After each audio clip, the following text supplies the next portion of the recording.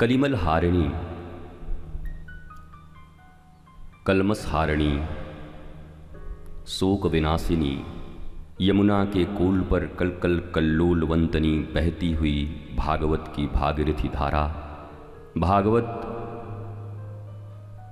मुक्ति देगी, यह भूल है।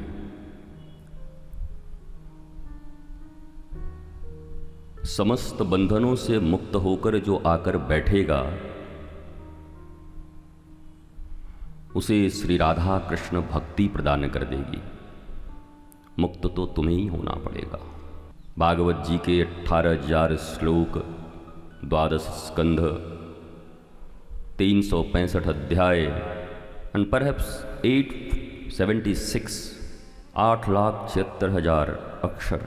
भगवान शंकर तो कहते हैं कि एकाध अक्षर भी अगर पकड़ में आ गई तो बात बन जाएगी। गुरुदेव सुखदेव ने परीक्षित, जो अब न तो परीक्षार्थी हैं न परीक्षक हैं, इन दोनों को कोई लाभ नहीं होता भागवत की कथा से। जो या तो परीक्षक बन के आए हों या परीक्षा देने आए हों, बात इससे भी ऊपर की है। प्रतीक्षा, तितिक्षा, समस्त समीक्षाओं से विहीन जब इस स्थिति में मनुष्य की बुद्धि, विवेक युक्त बुद्धि पहुंचती है, तब श्रीमद्भागवत आपको श्री राधा कृष्ण की परम निर्मल प्रेम लक्षणा भक्ति प्रदान कर देगी। धर्म अर्थ काम मोक्ष ये चतुर्विध पुरुषार्थ हैं। ब्रह्मा 4 मुख वाले हैं और यही चारों मुख उनके चारों पुरुषार्थ हैं। पुरुषार्थ का अर्थ परिश्रम नहीं होता,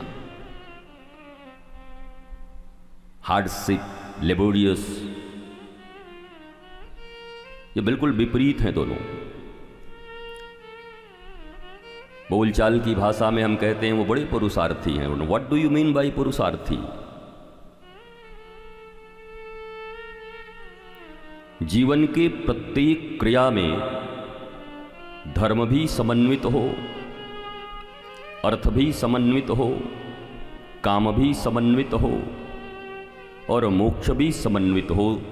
तुम्हारे द्वारा किए जाने वाले हर कर्म का गोल अगर ये चारों हैं, तब तो तुम पुरुषार्थी हो, नहीं तो तुम लेबर हो, स्ट्रगलर। संघर्ष जिसको लेकर दुनिया तनाव में है, मनुष्यता तनाव में है। Everybody is saying I am still struggling,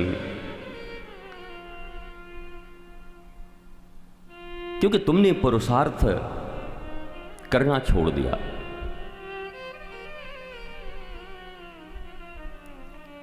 और भागवत की कथा उसी के पल्ले पड़ेगी जो नैनों से नैना मिला के रखेगा। ये भी याद रखना, कौन आया कौन गया, कहाँ छिपकली गिरी,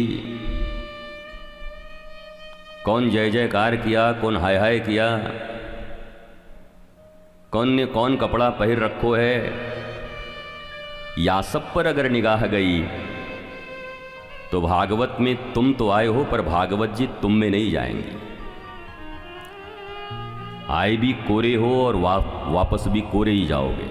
हम तो चाहते हैं गौरांगी के प्रदेश में आए हो तो गोरे होकर जाओ थोड़े। तप्त कांचन गौरांगी श्री राधे वृंदावनेश्वरी वृषभान सुते देवी प्रणमामि हरिप्रिये।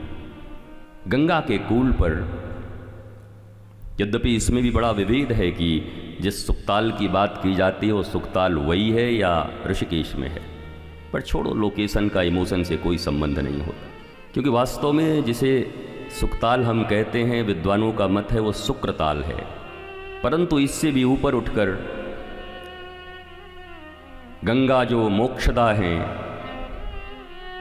विष्णु के अंगुष्ठ से निकली हुई, जिनके पान कर लेने मात्र से मुक्ति मिल जाती है, फिर गंगा के तट पर ही परीक्षित बैठे हुए हैं तो और किसी चीज की उनको जरूरत क्या है? गंगा स्वयं मोक्षदायिनी है, मोक्ष प्रदान कर सकती है।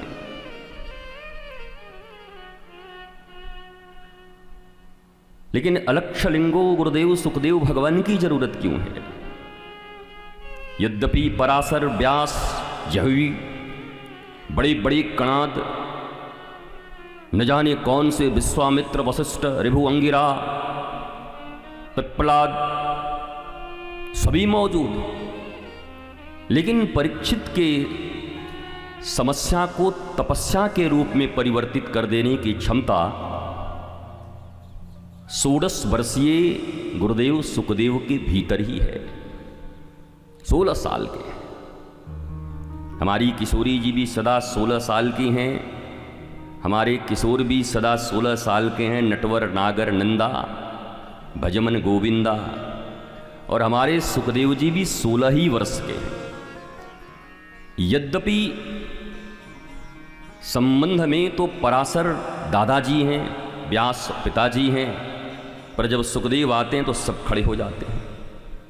गुरुदेव सुखदेव का आगमन होता है तो लिखा है पराशर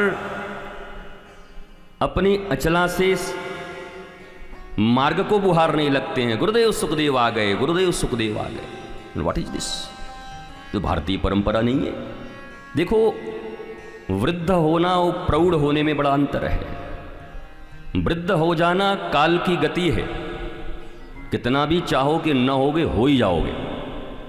दांत लगवा लो, बाल रंग लो, पर आंत जब खराब हो जाएगी तब क्या करोगे? प्रौढ़ता विवेक का विषय है। विवेकाधिष्ठित बुद्धि के कारण व्यक्ति प्रौढ़ होता है, और समय के काल चक्र में जो भी इस मृत्युलोक में आया है वो सब वृद्ध होंगे ही, हम सब होंगे, हैं ही। तो वृद्ध होने से पहले प्रौढ़ हो जाने की कला ही आध्यात्म है।